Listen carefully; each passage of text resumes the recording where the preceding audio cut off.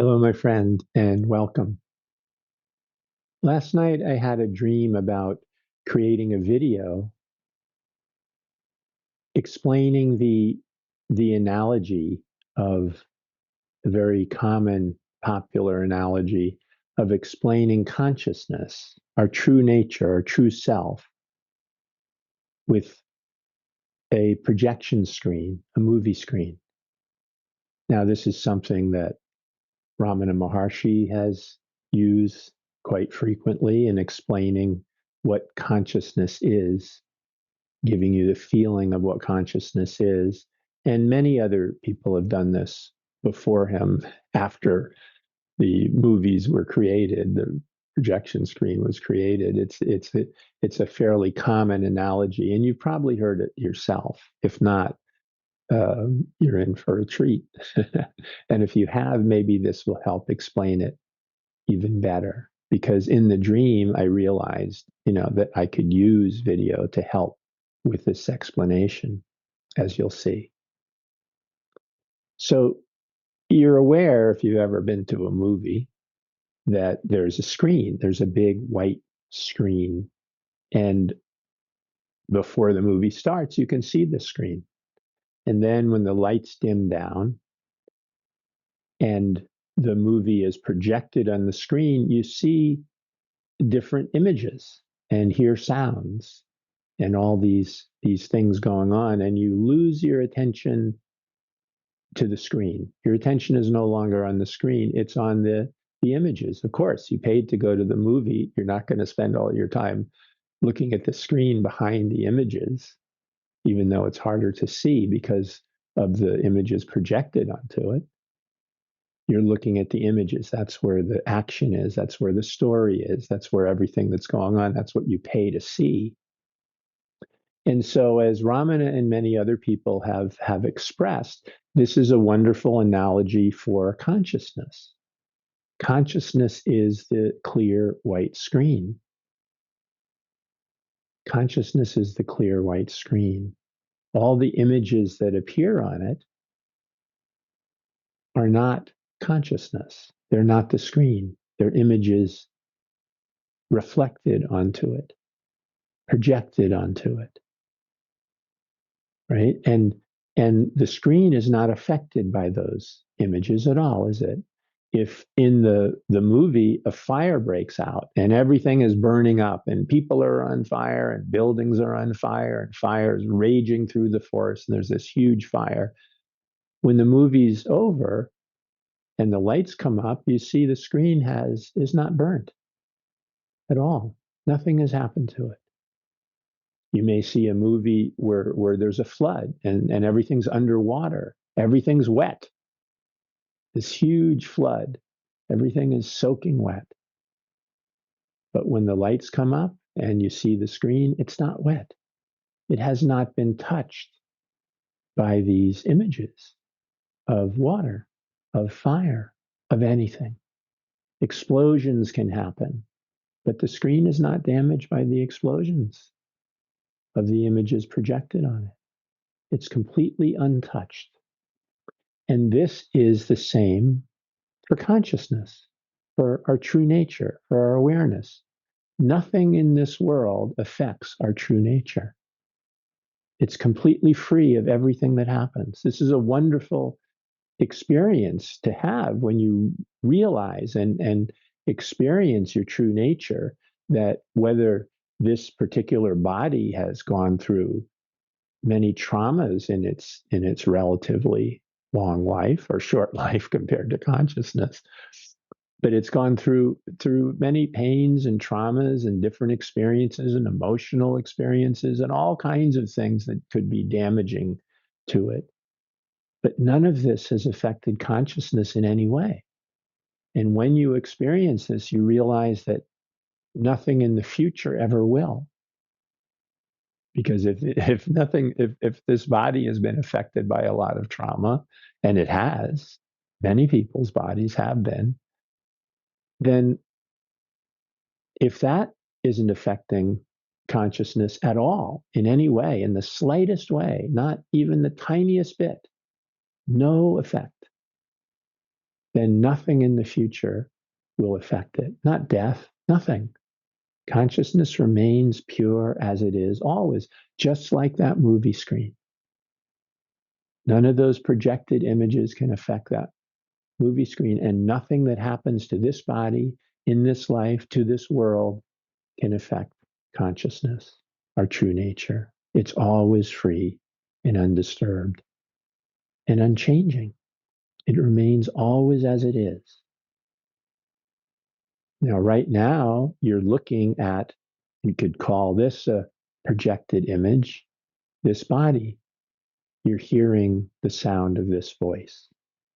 You're seeing with your eyes this body. And behind this is consciousness, is this screen of consciousness in you.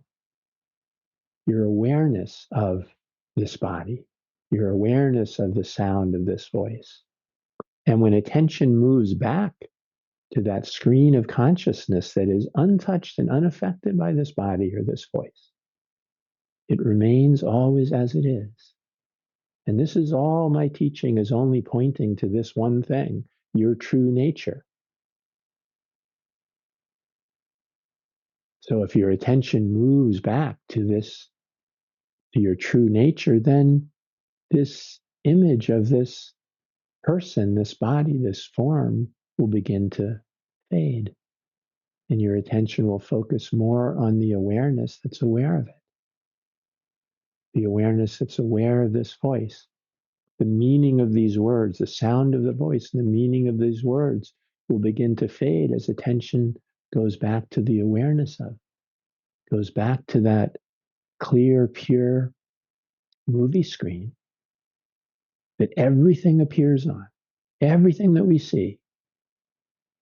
Right now, you're looking at a body, a form, and a particular vehicle that it appears on, a computer screen, a cell phone, whatever you're looking at, whatever the medium is that you're able to see this body, you're looking at that. And you're looking at the room beyond it, the room that you're sitting in. Or if you're sitting outside, the environment that you're sitting in. You're seeing all of this. But behind all of this is the screen, your awareness, your consciousness. And as attention turns to consciousness itself, to awareness itself, the image begins to fade.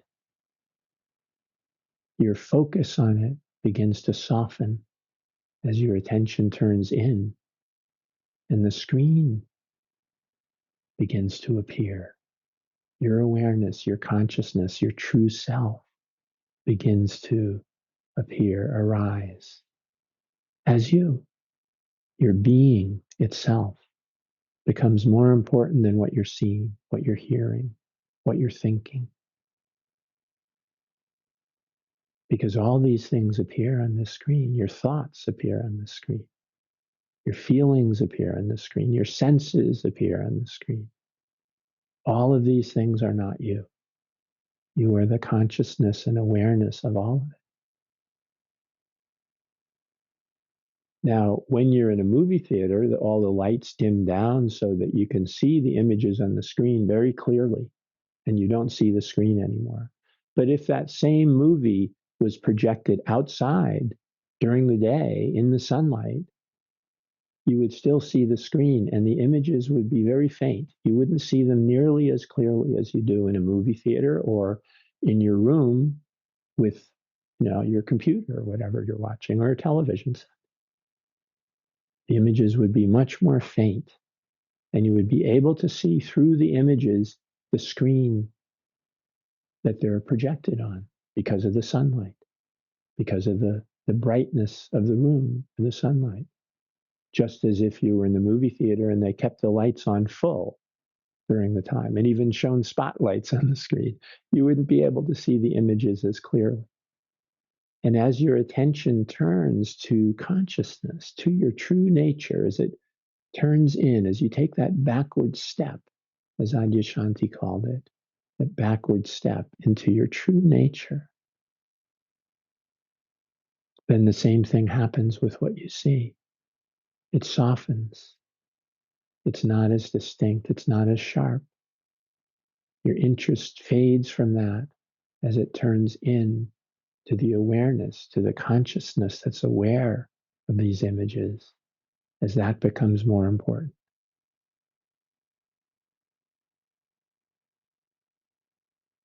And eventually, as a practice of doing this often enough, turning your attention inward to your true nature, to the awareness of things, to consciousness itself, not the objects that you're aware of, but consciousness itself, the beingness of consciousness, your true nature. As attention moves to the beingness, the being itself, it leaves the outward projection of images and sounds and thoughts and feelings and beliefs and all of that. And eventually, you end up in nirvikalpa samadhi, what we call nirvikalpa samadhi, which is when the body, mind, and world appear to disappear.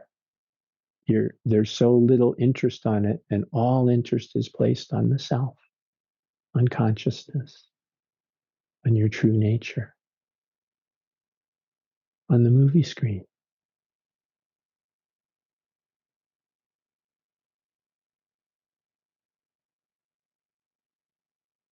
And this is the analogy, a wonderful analogy of the movie screen and consciousness.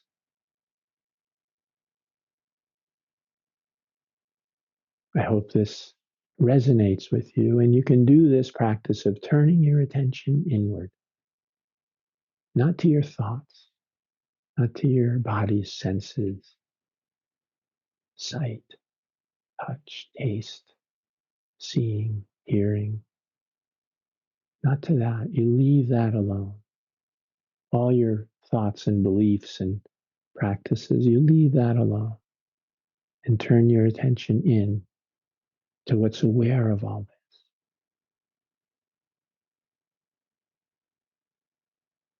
The being itself.